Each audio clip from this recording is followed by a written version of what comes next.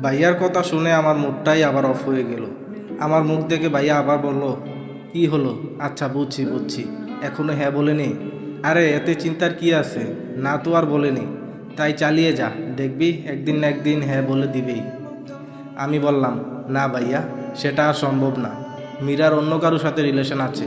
আজকে অনেক তোড়জোড় করে মীরাকে কলেজের সবার সামনে প্রপোজ করেছিলাম, তখনই মুখের উপর ও কথাগুলো বলে দিল। ভাইয়া বলে, আরে এই ব্যাপার নিয়ে তুই মুড অফ করে ফেলেছিস? দেখবি ওই মেয়ের থেকে আরও ভালো মেয়ে তোর জন্য ফুলের মালা নিয়ে দাঁড়িয়ে থাকবে, তুই শুধু পরীক্ষাটা ভালো করে দে ব্যাস। আমি বললাম, হ্যাঁ আচ্ছা ভাইয়া, একটা প্রশ্ন করব? ভাইয়া বলে, তোর যত ইচ্ছা কর। আমি বললাম, তুমি আজ পর্যন্ত আমাকেও বলোনি যে তোমার হঠাৎ করে পুলিশ হতে চাওয়ার কারণটা কি? তোমার স্বপ্ন তো ছিল ইঞ্জিনিয়ারিং করার। ভাইয়া বলে, ঠিক আছে বলছি, কিন্তু বাবা মাকে কিছু বলতে পারবি না, সময় হলে আমি বলে দিব। আমি বললাম, ঠিক আছে তাই হবে, এখন বলো।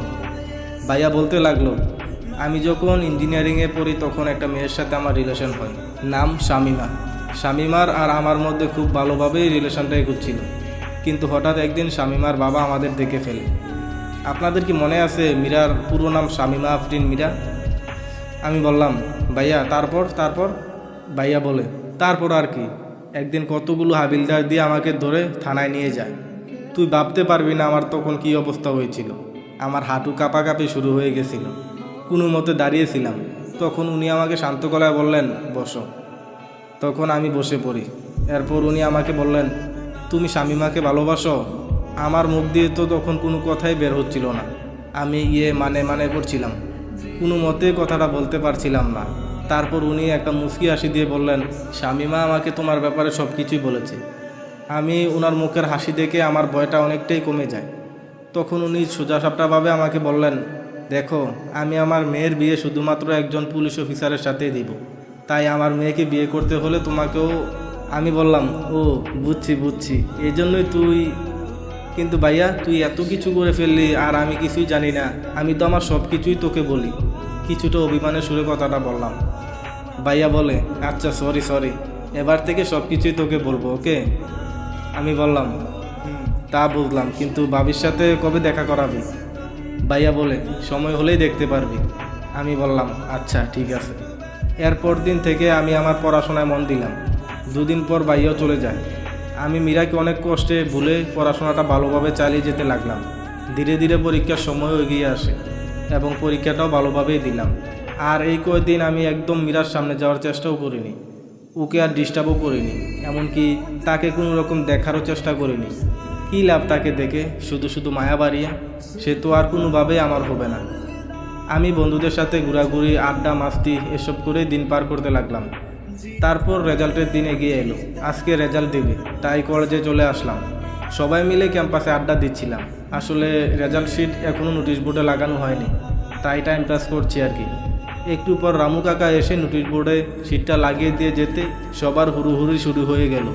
অনেক কষ্টে আমারটা দেখলাম। যাক, যেমনটা আশা করেছিলাম তেমনটাই পেয়েছি। বরাবরের মতোই দ্বিতীয় হয়েছি। আসলে প্রথমের আসনটা মীরাই দখল করে আসছে। তারপর ভিড় ঠেলে বেরিয়ে আসলাম। এসে দেখি মীরা বান্ধবীদের সাথে কথা বলার সময় খিলখিল করে হাসছে, আর আমি তাদের দিকে অপলক দৃষ্টিতে তাকিয়ে আছি। কি সুন্দর মেয়েটার হাসি! এই হাসির কোনো তুলনাই হয় না। না, কিন্তু এখন এসব ভেবে লাভ নেই। শুধু শুধু নিজেকে মীরার মায়ায় জড়িয়ে কোনো লাভ নেই। এই 2 মাস ধরে তো ওর মায়া কাটানোর চেষ্টা করছি, কিন্তু পারছি কই। আমি ওখানে আর দাঁড়ালাম না। ক্যাম্পাস থেকে বেরিয়ে বন্ধুদের সাথে একটা রেস্টুরেন্টে ঢুকলাম। আরে বুঝলেন না, ভালো রেজাল্ট করায় সবাইকে খাওয়াতে হবে আর কি। যখনই আমি খাবারটা মুখে দিতে যাব, আবারও সেই হৃদয় কারা হাসির শব্দ। গাড় ফিরিয়েই দেখি মীরা। আরে এই মেয়েটার জন্য কি একটু শান্তি পাবো না? আমি ওকে ভোলার এত চেষ্টা করছি, অথচ সে বারবার আমার সামনে এসে আমাকে দুর্বল করে দিচ্ছে। তখনই আমি সবকটা বন্ধুকে তুলে নিয়ে এলাম ওখান থেকে, কারণ সেখানে আর থাকা যাবে না। বন্ধুরা সবাই আমার উপর রেগে গেল, তাই সবাইকে নিয়ে একটা নাইট ক্লাবে গেলাম। এটাই হচ্ছে উপযুক্ত জায়গা। এখানে কিছুক্ষণ থাকলে মীরাকে অন্তত মাথা থেকে বের করা যাবে, যদিও মন থেকে কোনোদিনও সরাতে পারবো না। তারপরও সাময়িক শান্তি। ক্লাব থেকে অনেক রাত করে বাড়ির উদ্দেশ্যে রওনা দিই। সাথে গাড়িও আনিনি, তাই হেঁটেই রওনা দিলাম। বাড়ি তো কাছেই, এই জন্য তারে নারে বন্ধুরে করে রাস্তা বোধহয় অর্ধেক পার করে ফেলেছি। তখনই কে যেন পেছন থেকে আমাকে ধাক্কা দিল। যেহেতু বন্ধুদের কথায় ড্রিঙ্ক করেছি, নিজেকে সামলাতে না পেরে রাস্তায় হুমড়ি খেয়ে পড়লাম। উঠে পিছনে তাকিয়ে দেখি একটা মেয়ে কাকুতি মিনতি করতে লাগলো। বলল, আমার বাবাকে বাঁচান প্লিজ, আমার বাবাকে বাঁচান। মেয়েটার গলার স্বর শুনেই যেন আমার সকল নেশা কেটে গেল। চোখ দুটো একটু কষলিয়ে খেয়াল করে দেখলাম এটা আর কেউ না, এটা মীরা। আতঙ্কের কারণে হয়তো মীরা আমাকে চিনতে পারেনি এখনো। তখন আমি বললাম, মীরা তুমি এখানে এত রাতে? এবার মীরা আমাকে চিনতে পেরে বলল, নিলয়, বাবাকে বাঁচাও প্লিজ। আমি বললাম, আরে হয়েছেটা কি সেটা তো বলবে। মীরা বলে, ওইদিকে। আমি বুঝতে পারলাম মীরা আতঙ্কিত হয়ে ঠিকমতো কথাও বলতে পারছে না। আমি মীরার হাতে ইশারা করা জায়গার দিকে দৌড় দিলাম। মীরাও আমার পিছন আসলো।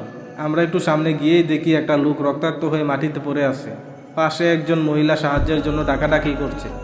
আমার আর বুঝতে বাকি রইল না এটাই মীরার বাবা।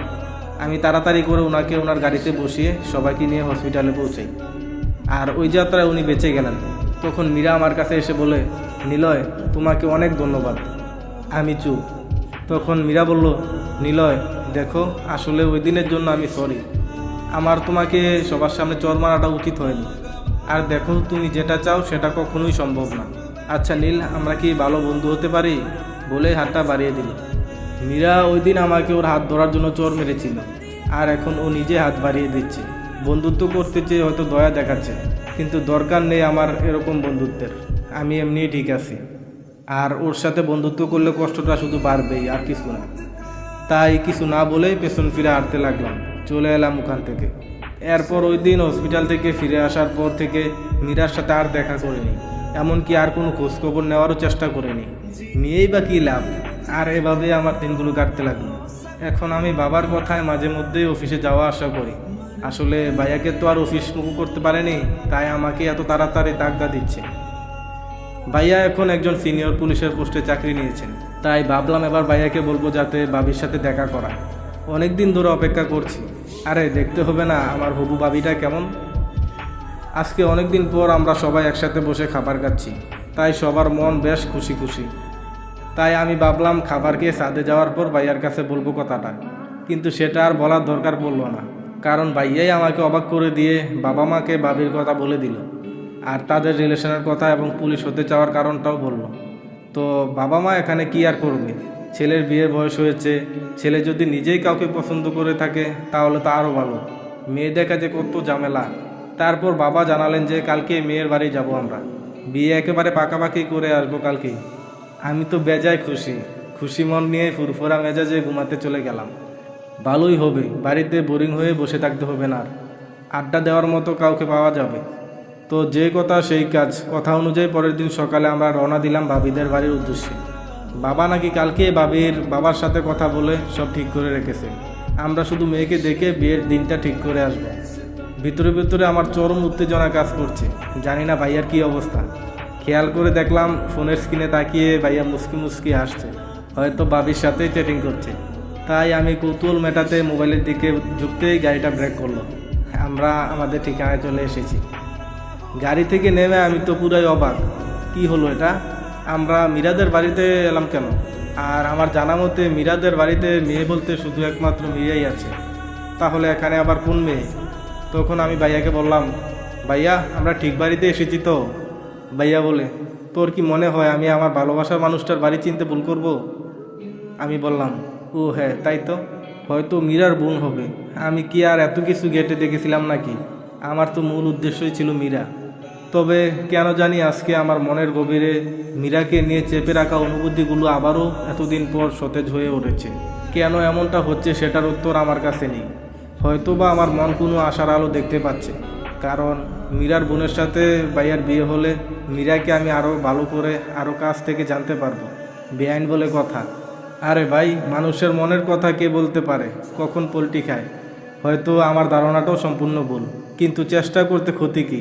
যদি পটে যায় আশা তো একটা রাখতেই পারি। ধরে নিব এটাই লাস্ট ট্রাই। আমি এসব ভাবছি তখনই ভাইয়া পেছন থেকে বলল, কিরে এভাবেই দাঁড়িয়ে থাকবি নাকি আমরা ভিতরেও যাব? আমি বললাম, ভাইয়া চলো। আমরা ভিতরে ঢুকতেই দেখি মা বাবা হবু আত্মীয়দের সাথে কুশল বিনিময় সেরে নিচ্ছেন। দরজা পেরিয়ে ভিতরে আসতেই মীরার মা আমাকে দেখে চেঁচিয়ে উঠে বললেন, আরে বাবা তুমি এখানে? সবাই অবাক হয়ে তাকিয়ে আছে আমার দিকে। তখন বাবা মীরার মাকে বলল, আপনি কি নীলকে চিনেন নাকি? এরপর আন্টি ওই দিন রাতের সব কিছু খুলে বললেন। বাবার দেখি গর্বে বুকটা চওড়া হয়ে গেছে। এ বাড়িতে এসেছি প্রায় 15 মিনিট হবে, কিন্তু কই মীরাকে তো দেখতে পাচ্ছি না। আর তার বোনের বিয়ে হচ্ছে, অথচ মীরার কোনো পাত্তা নেই। আমার কিছুই ভালো লাগছে না। এতক্ষণ বসে আছি, ভাবিকেও দেখলাম না। আর বড়রা নিজেদের মতো কথা বলছে, আমি শুধু উসকুস করছি। আর আমার চোখ জোড়া মীরাকে খুঁজে বেড়াচ্ছে। আচ্ছা, মীরা কি তাহলে বাড়িতে নেই? হতে পারে। আমি ভাইয়ার দিকে তাকিয়ে দেখলাম সেও উসকুস করছে। আমি আর থাকতে না পেরে বলে উঠলাম, কই ভাবিকে তো এখনো দেখলাম না, ভাবিকে নিয়ে আসুন। তখন বাবাও বলে উঠলেন, সেই ভালো, আপনারা এবার বৌমাকে নিয়ে আসুন। এবার আন্টি গেলেন ভাবিকে নিয়ে আসতে। কিছুক্ষণ পর আন্টি বলে উঠলেন, এই যে আপনাদের বৌমাকে নিয়ে এসেছি। আমি সাথে সাথে সামনের দিকে তাকিয়ে সোজা হয়ে দাঁড়িয়ে পড়লাম। আমাদের সামনে শরবতের গ্লাসগুলো নিয়ে যে মেয়ে দাঁড়িয়ে আছে সেটা আর কেউ নয়, সেটা তো মীরা। মীরাও আমাকে দেখে সমান অবাক, আমার দিকে হাঁ করে তাকিয়ে আছে। তখন ভাইয়া বলে উঠলেন, তোরা একে অপরকে আগে থেকে চিনিস নাকি? আমি আমার জায়গায় বসে পড়লাম আর বললাম যে আমরা তো একই ক্লাসে পড়তাম, কিন্তু ওর নাম তো আর কিছু বললাম না, কারণ এখানে মীরা কথাটা উঠলে কোনো প্রবলেম বেঁধে যেতে পারে। ভাইয়াকে তো মীরার সব কথাই বলেছিলাম। আমি দাঁড়িয়ে বললাম, আচ্ছা আমি এখন যাই, অনেকক্ষণ ধরে আমার জন্য অপেক্ষা করছে। ভাইয়া বলে, কেন যাবি? তুই তো বিয়েটা নিয়ে সবচেয়ে বেশি এক্সাইটেড ছিলি, এখন কথা শেষ না হতেই চলে যাচ্ছিস কেন? আমি বললাম, আসলে ভাইয়া আমি তো ভাবিকে দেখতে আসছিলাম, আর বিয়ের তারিখ তো বড়রা ঠিক করবে, সেখানে আমার কি কাজ? কথাটা বলে কারো উত্তরের অপেক্ষা না করে আমার ভাবিদের বাড়ি থেকে বেরিয়ে গেলাম। কি হচ্ছে আমার সাথে এসব? একটু আগে আমি মীরাকে নিয়ে কত কিছু ভাবলাম, এখন সব কিছুই অর্থহীন। এতদিন আমি মীরাকে ভুলে থাকতে পারছিলাম, কারণ আমি তার থেকে দূরে সরে থাকতাম। কিন্তু এখন যদি বিয়ে হয়ে যায়, ও যদি আমাদের বাড়িতে গিয়ে ওঠে, তখন সারাক্ষণ আমার চোখের সামনে থাকলে তাকে বলবো কী করে? আর ভাইয়া মীরাকে ভালোবাসে, হয়তো আমার থেকে একটু বেশি, আর এজন্যই হয়তো মীরাও ভাইয়াকে ভালোবাসে। আমার তাদের মাঝে কোনো রকমের আশা ঠিক হবে না। ওরা দুজনেই আমার মনের খুব কাছে, তাই আমি চাই না তারা কোনোভাবে আমার জন্য কষ্ট পাক। কিন্তু আমার চোখের সামনে মীরা অন্য কারো হয়ে যাবে, সেটাও মানতে পারছি না। না, আমাকে কিছু একটা করতেই হবে। অনেক ভাবার পর সিদ্ধান্ত নিলাম যে কোনো একটা অজুহাতে বাইরে কোথাও চলে যাব। যেদিন বুঝতে পারবো মীরাকে নিয়ে আমার মনে কোনো আবেগ নেই, সেদিনই ফিরে আসব।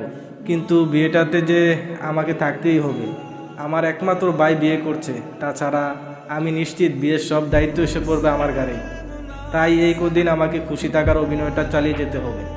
খুব জাঁকজমকভাবে ভাইয়ার বিয়েটা সম্পূর্ণ হলো। আসলে এটা তো আমাদের বাড়ির প্রথম বিয়ে। যাই হোক, ভালোই ভালো বিয়েটা হয়ে গেল। সবাই খুব খুশি, আমিও অনেক খুশি। নিজের আপনজনের মুখে হাসি দেখলে নিজের কষ্ট কখনো মনে পড়ে নাকি? এই কদিনে আমি একবারও মীরার সামনে যাইনি, নিজেও তাকে দেখার চেষ্টা করিনি। মীরা এখন তার বাসর ঘরে বসে আছে, আর ভাইয়া সাদে আমার আর সকল কাজিনদের সাথে আড্ডা দিচ্ছিল। একটু পরে সবাই ভাইয়াকে বাসর ঘরে পাঠিয়ে দিল। আমি আর বাড়িতে কেন জানি থাকতে পারছিলাম না, দম বন্ধ লাগছে। সবাই হাসাহাসি আনন্দ করছে, কিন্তু আমি তাদের সাথে যোগ দিতে পারছিলাম না।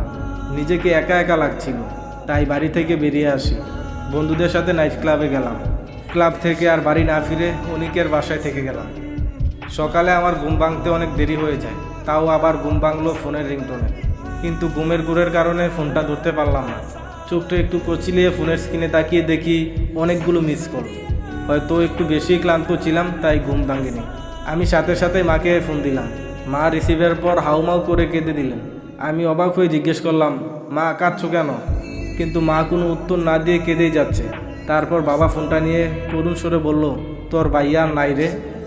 আমি যেন আমার কানকেই বিশ্বাস করতে পারছিলাম না। আমি একটুও সময় নষ্ট না করে বাড়িতে পৌঁছালাম। পুরো বাড়িতে মানুষের ঢল, আর ভেসে আসছে মা আর মীরার কান্নার আওয়াজ। আমি আস্তে আস্তে ভাইয়ার লাশটার দিকে এগিয়ে গেলাম। আমাকে দেখে মা আমাকে জোরে জোরে কান্না শুরু করে দেয়। আমারও খুব কষ্ট হচ্ছিল, কিন্তু আমি ভেঙে পড়লে সবাইকে সামলাবো কী করে? অনেক কষ্টে নিজেকে শক্ত রাখলাম। এরপর ভাইয়ার শেষ কাজ সেরে বাড়ি ফিরলাম। আমার বাবা খুবই শক্ত মানুষ, কিন্তু তিনিও ভেঙে পড়েছেন। এখন আমাকেই সব কিছু সামলাতে হবে। এভাবেই কিছুদিন চলল। মা বাবাকে তো সামলে নিয়েছি, কিন্তু মীরা এখনও আগের মতোই পাথর হয়ে আছে। অবশ্য এটাই স্বাভাবিক। কোনো মেয়ে যদি বাসর রাতেই স্বামীকে হারিয়ে ফেলে, তাহলে তার কষ্টটা কীরূপ হতে পারে আমার আন্দাজ নেই। এতদিনের রিলেশনের পর তাদের ভালোবাসা পূর্ণতা পেয়েও পেল না। মীরার এমন অবস্থা বাড়ির কেউ মেনে নিতে পারছে না, তাই তারা মীরার ভবিষ্যতের কথা ভেবে একটা সিদ্ধান্ত নেয়, আর সেটা হলো আমাকে মীরাকে বিয়ে করতে হবে। তো আমিও রাজি হয়ে যাই, কারণ আমি এখনও মীরাকে সে আগের মতোই ভালোবাসি। কিন্তু আমার ভয় ছিল মীরা রাজি হবে না, তবে মীরাও রাজি হয়ে যায়। অবশ্য কেন রাজি হয়েছিল সেটা তো আগে মীরা আমাকে পরিষ্কার করে বলে দিয়েছে। আমি ব্যালকনিতে দাঁড়িয়ে থাকতে থাকতে অনেক রাত হয়ে গেল। না, এবার ঘুমানোর দরকার, সকালে অফিসে যেতে হবে। সিগারেটটা ফেলে দিয়ে ঘরে ঢুকতে যাব, কিন্তু ঘরে ঢুকতেই আমি অবাক হয়ে গেলাম। এ কি,